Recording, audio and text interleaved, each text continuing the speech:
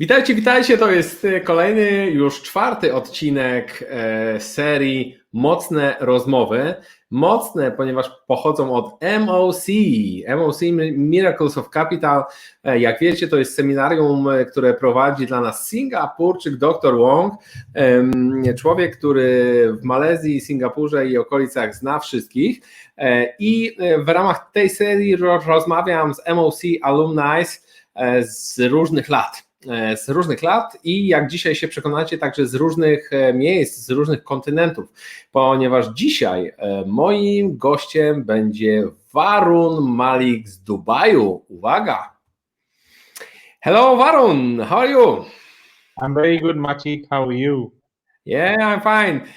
I'm happy to see you, and you have you took part in MOC last year. Do I remember it properly? It was December 2020. 2020, a happy year for many entrepreneurs, and also unhappy for many of them. First, I wanted to ask about the name of your company, because I don't even know how to pronounce it. Consolidon or Consolidon? Please tell us more about the name of your company, about your company, and of course about you. Sure. Thanks, Maciek. So, Consolidon, you pronounced it right the first time. It's actually, Consolidon is an ecosystem of small consulting firms. So we have about 350 small consulting firms from all over the globe that participate in our ecosystem. They participate in our ecosystem to win projects with their end clients. So we essentially, every boutique firm that joins our ecosystem, we create a joint go-to-market plan with them and help them grow their business in the Middle East region. The name, you asked me the meaning of the name. So it's from a constructed language, So in the 18th century, there was this one guy who said, the whole world speaks different languages, right? They speak German and Spanish and Hindi and English, and nobody understands each other. So he said, let me come up with a language that the whole world will speak one day. And he came up with a language, it's called Volapük, about 6,000 words, and then the language then became another language called Esperanto. So Volapük, not many people know, was like the predecessor to Esperanto, or that's where Esperanto got the idea of one language for the world. So we really like the thought that somebody in the 18th century said that we're going to have one language for the entire world. So and in Volapük, to consult is Consolidon. That's where we got the name from. Wow. And do you know that Esperanto was made by a man from Poland? His name was Ludwig Zamenhof? Yeah. Oh, it's amazing. I know one man who speaks Esperanto, but he's. I think he's one of most attracted Polish Esperantists. He's chief of Polish Esperantist Association or something like this. So really amazing. This idea is still alive, and the name of your company shows that even idea of Volapük is still alive. Wow! In a way, yeah. Amazing. It was quite difficult to get a Volapük English dictionary, so we got a Volapük English dictionary, and then we took the name from there. Wow. Amazing way to develop name of company.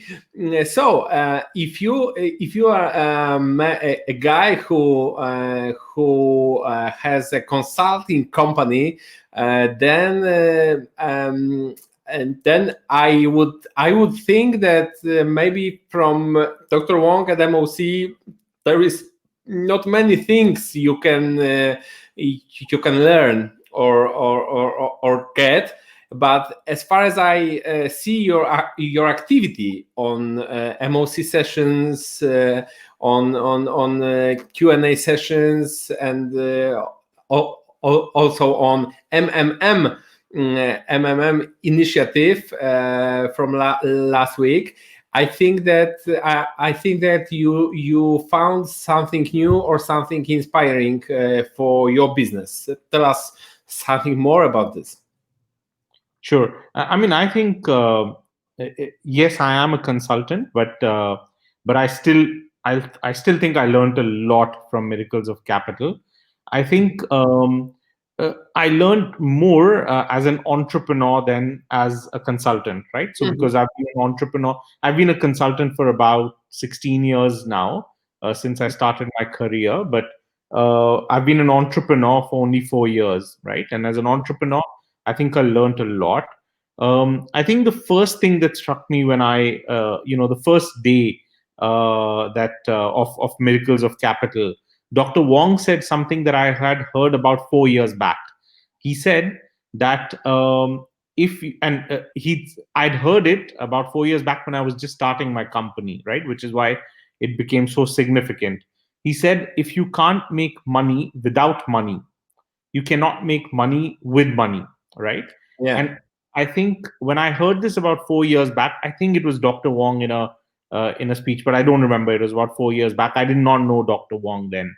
And I wasn't introduced to Miracles of Capital. So when I heard that, I thought, let me first learn how to make money without spending much money, right? Without spending at least on investors' money. And then over the next 3 years, 4 years, as I've learned how to make money, now we're starting our investment drive, right? We're starting to attract investments into Consolidon. So that now we can actually make some more money out of the investors' money.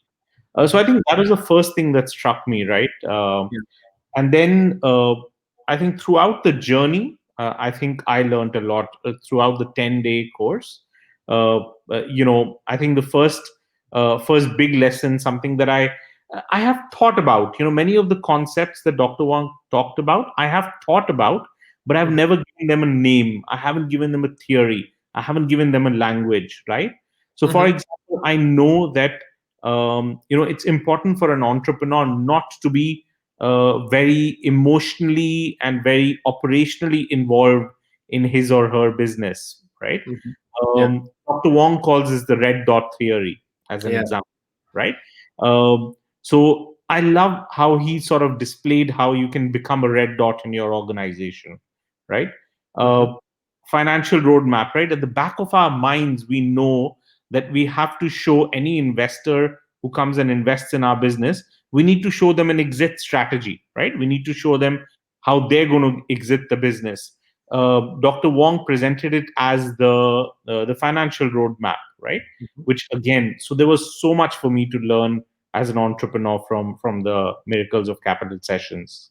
I think it can be also inspiring for your consulting clients because I think that for many of them the idea of red dot or FRM can be also inspiring. Yeah. Indeed. I wouldn't be yet very comfortable talking to my clients about some of these things yet. But yeah, I probably have to hear the recording 2 or 3 times before I talk to them about it.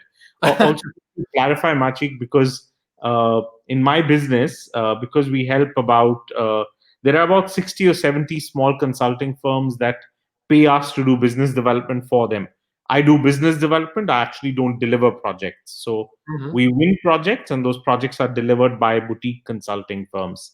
So yeah, but I absolutely agree. If I do a consulting project, some of these learnings we can really use on some of our projects for our clients.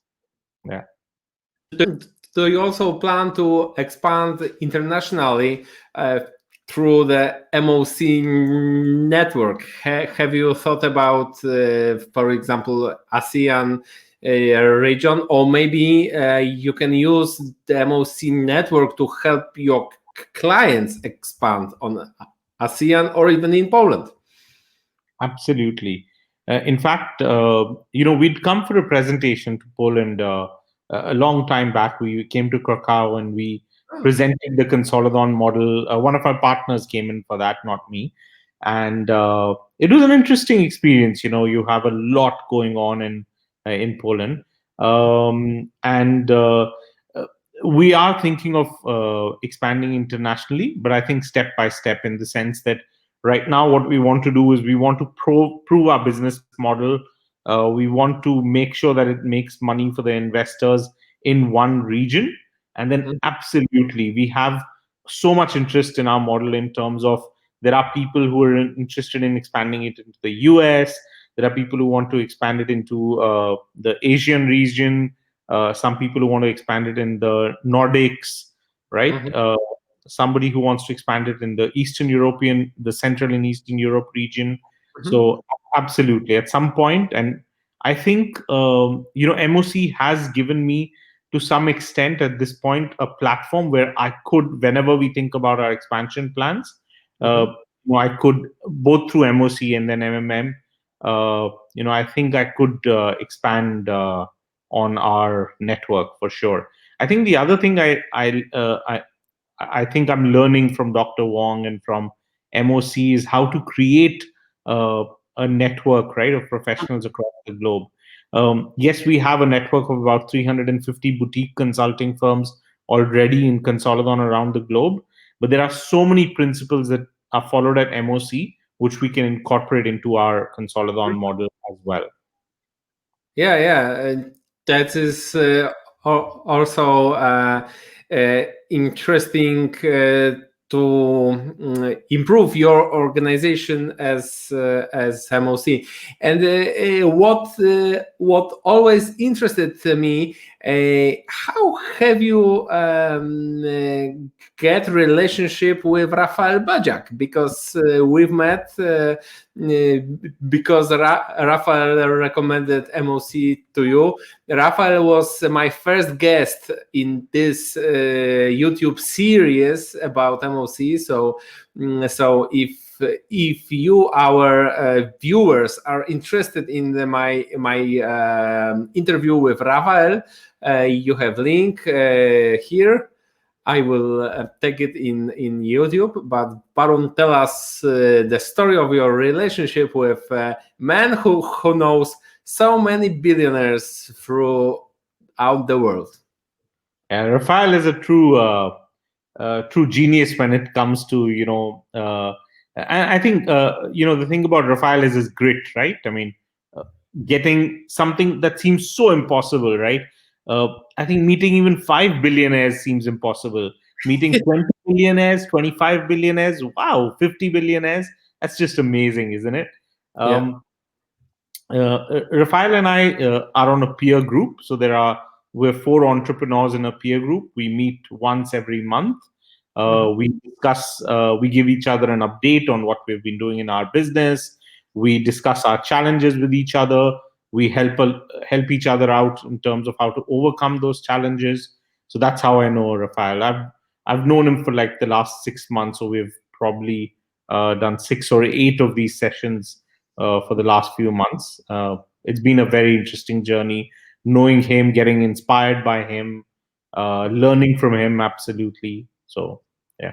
And, I'm so glad he introduced me to the MOC, to the Miracles of Capital ecosystem. I think that was another great contribution that Rafael did to my journey as an entrepreneur. Yeah, I'm glad to hear this. What do you think? Who should take part in MOC? For whom is it the best proposition? For entrepreneurs only, or maybe lawyers? Last time I spoke with Marcin Szołajski, who is our alumni. He was 2 years ago, and he's a lawyer. Yeah, a lawyer is comparable to consultant, and he says, as a lawyer, I understand better entrepreneurs. So for me, it was very inspiring, but also it made an entrepreneur out of me. So now I am not only lawyer, but I'm also entrepreneur. What do you think? So I certainly think it's very important for entrepreneurs to attend a course like this, right? To attend the Miracles of Capital. I think besides entrepreneurs, entrepreneurs within an organization, I think will really benefit from this, because they have to sell within the organization. They have to get investment into their business from within the organization. I think that would be very useful. Anybody who's looking to be a leader, I think will benefit a lot, because again, it's not, I think too many people just miss out on one thing, right? It's not just about the market mechanism, right? It's not just about what you do in your business, but it's also about attracting the right funding, the right capital into your business to make your idea successful, right?